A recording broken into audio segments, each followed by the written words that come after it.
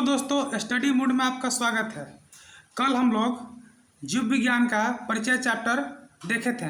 उसी क्रम में आज हम लोग जीवधारियों का वर्गीकरण चैप्टर देखेंगे। जैसा कि मैंने आपको बताया था कि मैं आपको क्राउन लुसेंट से थ्योरी कराने के बाद उसके बाद महेश बर्णवाल सर के बुक से जो एनसीईआरटी का सार संग्रह है, इससे मैं आपको कुछ ऑब्जेक्टिव करवा दूंगा। तो चलिए स्टार्ट करते हैं। चलिए देखिए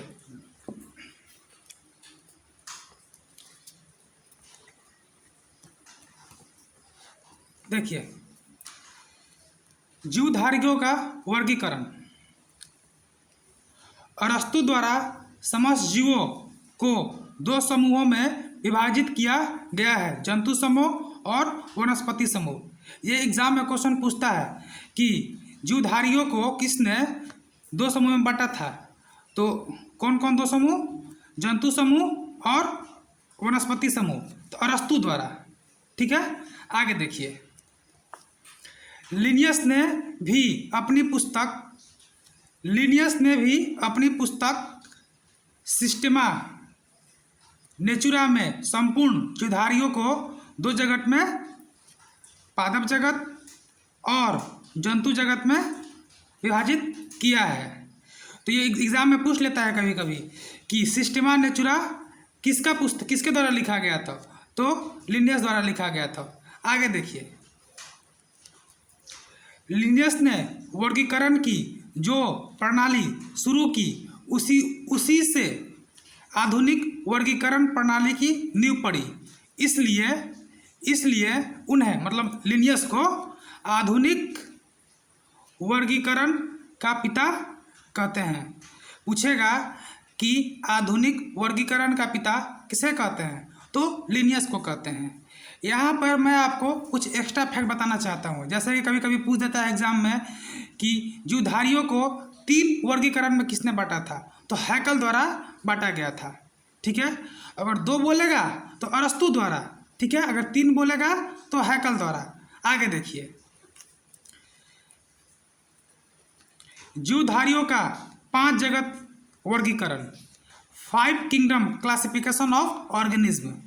इसको हम लोग देखते हैं। आगे देखिए, परंपरागत द्विजगत वर्गीकरण का स्थान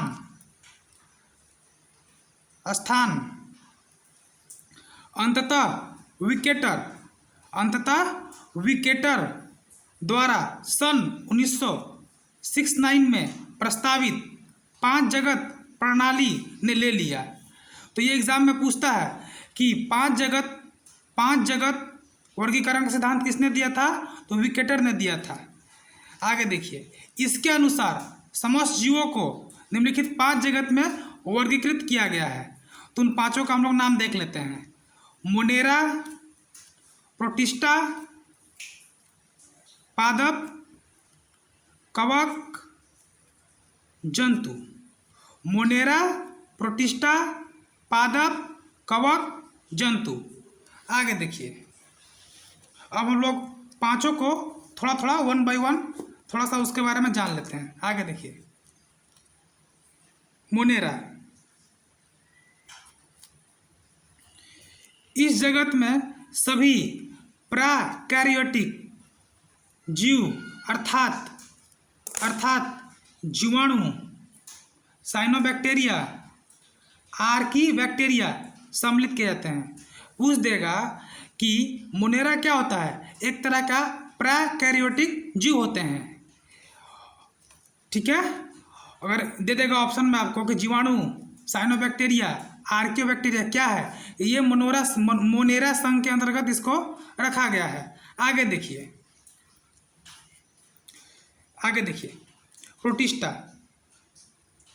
प्रोटिस्टा, इस जगत में विविध प्रकार के एक कोशिकीय प्रायः जलीय मतलब एक्वाटिक यूकैरियोटिक जीव सम्मिलित किए गए हैं।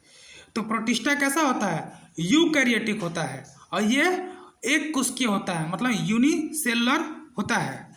आगे देखिए, पादप एवं जंतु जगत के बीच स्थित स्थित युगलिना इसी जगत में आता है। तो एग्जाम में क्वेश्चन पूछता है कि युगलिना को किस संघ में रखा गया है, तो प्रोटिस्टा संघ में रखा गया है। आगे देखिए, यह दो प्रकार की जीवन पद्धति प्रदर्शित करती है। सूर्य के प्रकाश में स्वपोषित करने का मतलब वैसे जीव जो अपना भोजन स्वयं बनाते हैं। आगे देखिए, एवं प्रकाश के अभाव में इतर पोषित, मतलब जो अपना भोजन स्वयं से नहीं बनाते हैं, मतलब हेटेरोट्रॉप्स इसको बोलते हैं हम लोग। इसके अंतर्गत साधारणतः प्रोटोजोआ आते हैं। तो पूछता है कि प्रोटोजोआ किसके अंतर्गत आते हैं, तो प्रोटिस्टा के अंतर्गत आते हैं। आगे देखिए, पादप। इस जगत में प्रायः सभी रंगीन बहुकोशिकीय प्रकाश संश्लेषी उत्पादक जीव सम्मिलित है। शैवाल, मॉस, पुष्पीय तथा अपुष्पीय बीजीय पौधे इसी जगत के अंतर्गत आते हैं। ठीक है, आपसे अगर पूछ देगा कि शैवाल, मॉस, ये सब किसके अंतर्गत आता है, पादप के अंतर्गत आते हैं। कवक। इस जगत में वे यूकैरियोटिक तथा परपोषित, ठीक है, मतलब हेटेरोट्रॉप्स जीवधारी को सम्मिलित किए जाते हैं जिसमें अवशोषण मतलब एब्जॉर्प्शन द्वारा पोषण होता है। ठीक है, तो कभी कभी पूछ देता है एग्जाम में कि कवक में, ठीक है, पोषण कैसे होता है, तो अवशोषण विधि द्वारा होता है, मतलब एब्जॉर्प्शन विधि द्वारा होता है। आगे देखिए, ये सभी इतरपोषी मतलब हेटेरोट्रॉप्स, ठीक है, होते हैं। ये परजीवी अथवा मृतोपजीवी, परजीवी मतलब पैरासाइट, मृतोपजीवी का मतलब सैप्रोफाइट्स। मैं थोड़ा बहुत इंग्लिश भी इसलिए बताते चला रहा हूँ, कभी कभी एग्जाम में हिंदी ना लिख के इंग्लिश भी दे देता है, इसलिए मैं आपको उसका इंग्लिश भी थोड़ा बताने की कोशिश कर रहा हूँ। आगे देखिए, होते हैं। इसकी कोशिका भित्ति काइटिन की बनी होती है। ठीक है, पूछता है एग्जाम में कि कवक का कोशिका भित्ति किसका बना होता है, काइटिन का बना होता है। आगे देखिए, जंतु। इस जगत में सभी बहुकोशिकीय जंतु समभोजी मतलब हेलोजोइक उपभोक्ता जीव सम्मिलित किए जाते हैं। इनको मेटाजोआ भी कहते हैं। ठीक है, आगे देखिए, हाइड्रा, जेलीफिश, कृमि, सितारा, मछली, सरीसृप, उभयचर, पक्षी, स्तनधारी जीव इसी के अंतर्गत आते हैं। अगर आपसे पूछ ले कि हाइड्रा, जेलीफिश, कृमि, सितारा, मछली, सरीसृप, उभयचर, पक्षी, स्तनधारी, ये किसके अंतर्गत इनको रखा गया है, तो इनको हम लोग जंतु जगत के अंतर्गत रखा गया है। आगे देखिए, वर्गीकरण की आधारभूत इकाई जाति है। अगर आपसे पूछ ले कि वर्गीकरण की आधारभूत इकाई क्या है, तो आप क्या बताइएगा, जाति, स्पेसीज। आगे देखिए, जीवों के नामकरण की द्विनाम पद्धति। ठीक है, इसके बारे में थोड़ा देख लिया जाए। आगे देखिए, 1853 में कैरोलस निनियस नामक वैज्ञानिक, जिन्हें वर्गीकरण का जन्मदाता मतलब फादर ऑफ टैक्सोनॉमी भी कहा जाता है, तो पूछता है ये कि फादर ऑफ टैक्सोनॉमी किसे कहते हैं, मतलब वर्गीकरण का पिता किसे कहते हैं, तो कैरोलस लिनियस को बोलते हैं। ने जीवों की द्विनाम पद्धति को प्रचलित किया। इस पद्धति के अनुसार प्रत्येक जीवधारी का नाम लैटिन भाषा के दो शब्दों से मिलकर बनता है। पहला शब्द वंश का नाम मतलब जेनेरिक नेम, तथा दूसरा शब्द जाति स्पेसिस नेम कहलाता है।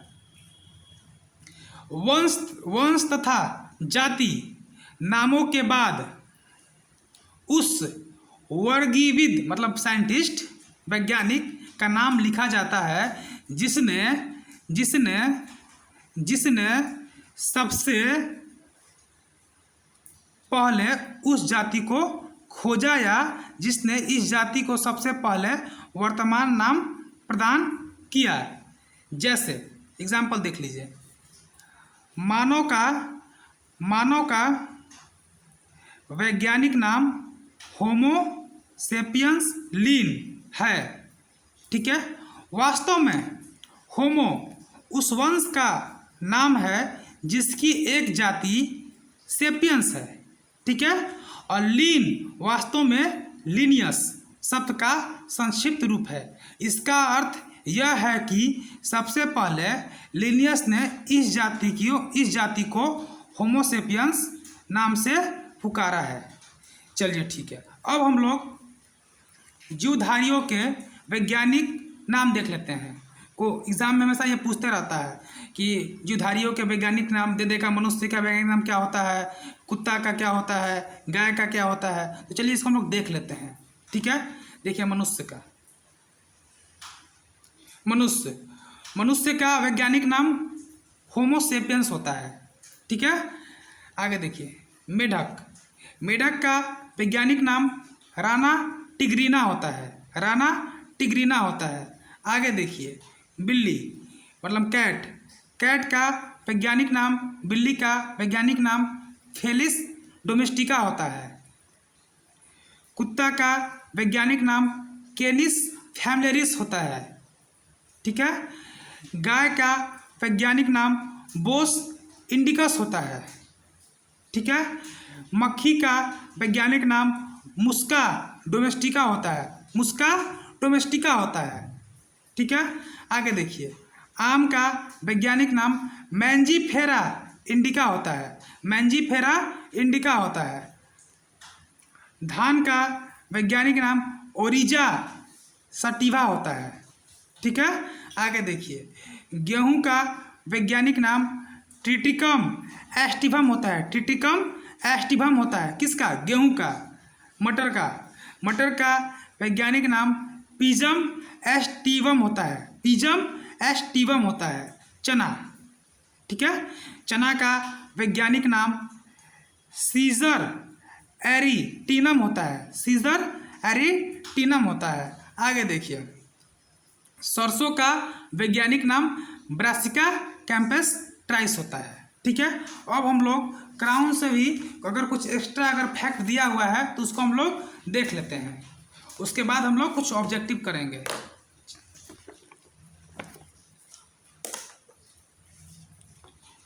जैसे यहाँ देख लीजिए, क्राउन से भी कुछ एक्स्ट्रा फैक्ट अगर दिया हो तो देख लेते हैं हम लोग। जैसे मनुष्य का अभी जस्ट हम बताए हैं, मनुष्य का क्या होता है? होमो सेपियंस। ठीक है, गाय का बोस इंडिकस, बिल्ली का फेलिस डोमेस्टिका, कुत्ता का कैनिस फैमिलियरिस, मेढक का राना टेग्रीना। ठीक है, आगे देखिए, बाघ का पैंथेरा टिग्रिस, बाघ का पैंथेरा टिग्रिस, आम का मैंजीफेरा इंडिका, ये मैं आपको बताया हूँ पिछले भी थोड़ा देर पहले। गेहूं का ट्रिटिकम एस्टिवम, धान का ओरिजा एस्टिवा। आगे देखिए, आलू का सोलेनम ट्यूबरोसम, आलू का सोलेनम ट्यूबरोसम। गुड़हल, इसको हम लोग चाइना रोज भी बोलते हैं। ठीक है, इसका होता है हिबिस्कस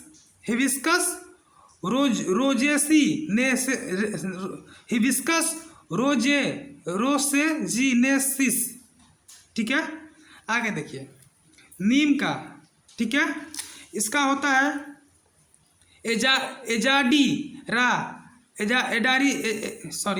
एजाडीराटा इंडिका। आगे देख लिया जाए, सरसों का, ठीक है, सरसों का ब्रासिका कैंपस ट्राइस। ठीक है, इमली का टैमेरिंडस इंडिका। ठीक है, ये सब कुछ महत्वपूर्ण चिड़ियों के वैज्ञानिक नाम थे जो हम लोगों को पता होना चाहिए। अब यहाँ पे कुछ एक्स्ट्रा फैक्ट दिया, उसको हम लोग देख लेते हैं। जैसे कि क्या दिया हुआ है, देखें यहाँ पे टैक्सोनोमी कोटि, टैक्सोनोमिक कैटेगरीज। ठीक है, सभी वर्गीकरणों में मूल इकाइयाँ का क्रमबद्ध वर्ग होता है, इसे हम लोग टैक्सीनोमी कोटि कहा जाता है। ठीक है, सभी कोटियाँ का एक साथ मिलकर टैक्सोनोमिक पदानुक्रम बनाता है। तो कभी कभी ये एग्जाम में ऑर्डर पूछ लिया जाता है, तो इसको हम लोग देख लेते हैं। जैसे पहले क्या होगा, जाति होगा, स्पेसिस, उसके बाद जीनस होगा। ठीक है, उसके बाद कुटुंब, फैमिली होगा। ठीक है, उसके बाद ऑर्डर होगा। ठीक है, उसके बाद वर्ग होगा, क्लास होगा, और उसके बाद फिर क्या होगा, फाइलम होगा, और उसके बाद किंगडम आएगा। तो ये कभी कभी ऑर्डर हम लोग पूछ लिया जाता है एग्जाम में। चलिए अब हम लोग कुछ ऑब्जेक्टिव देख लेते हैं। यही इतना एक्स्ट्रा फैक्ट राउंड में दिया हुआ है। अब हम लोग इसका ऑब्जेक्टिव, इससे रिलेटेड कुछ ऑब्जेक्टिव देख लेते हैं।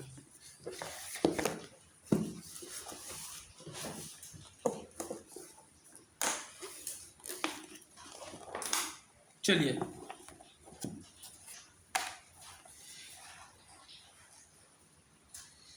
इसमें कुछ एक्स्ट्रा ऑब्जेक्टिव भी दिया हुआ है जो अदर चैप्टर का है, तो आप घबराइएगा नहीं। ठीक है, वो सब चैप्टर भी आपको कराया जाएगा और वहाँ पे आपको बता दिया जाएगा। ठीक है, चलिए हम लोग कुछ ऑब्जेक्टिव देख लेते हैं। चलिए, जीवों के निम्नलिखित प्रकार में से छत्रक मतलब मशरूम किससे संबंध है? ठीक है, तो मशरूम क्या होता है, एक तरह का कवक होता है। ठीक है, आगे देखिए, ईस्ट एग क्या है? ईस्ट एग क्या है? ये एक तरह का कवक होता है, फंगस होता है। अगला क्वेश्चन, लाइकेन जो एक नग्न चट्टान पर भी पारिस्थितिक अनुक्रम को प्रारंभ करने में सक्षम है, वास्तव में इसके सहजीवी साहचर्य हैं। इसके सहजीवी साहचर्य कौन है? कवक और शैवाल। ये पूछता है एग्जाम में, लाइकोन किसका सिम्बायोटिक है? तो अलगी का और फंगस का, मतलब शैवाल का और कवक का। आगे देखिए, आगे देखिए, निम्नलिखित में से कौन सा प्रदूषण संकेतक पौधा है? ठीक है, तो इसका हो जाएगा लाइकेन। लाइकेन जो होता है आपका प्रदूषण संकेतक पौधा होता है। ठीक है, क्योंकि ये करता क्या है ना कि ये SO2 को अमाउंट को पहचान लेता है। आगे देख लीजिए, जीवों के वर्गीकरण का उद्देश्य नहीं है। ठीक है, तो इसका आंसर क्या हो जाएगा? भिन्न भिन्न भाषाओं में जीवों के नाम दर्शाना। जीवों के वर्गीकरण का उद्देश्य कौन नहीं है? तो भिन्न भिन्न भाषाओं में जीवों के नाम दर्शाना, ये इसका उद्देश्य नहीं है। अगला क्वेश्चन देखा जाए, वर्गीकरण विज्ञान टैक्सोनोमी का जनक किसे कहा जाता है? तो टैक्सोनोमी का जनक किसे कहा जाता है? कैरोलस लिनियस को कहा जाता है। कैरोलस लिनियस को कहा जाता है। जीवों के वैज्ञानिक नामकरण की पद्धति है। ठीक है, ये आपका हो जाएगा द्विव नाम पद्धति, जो आपका लिनियस द्वारा दिया गया था। आगे देखिए, आगे देखिए,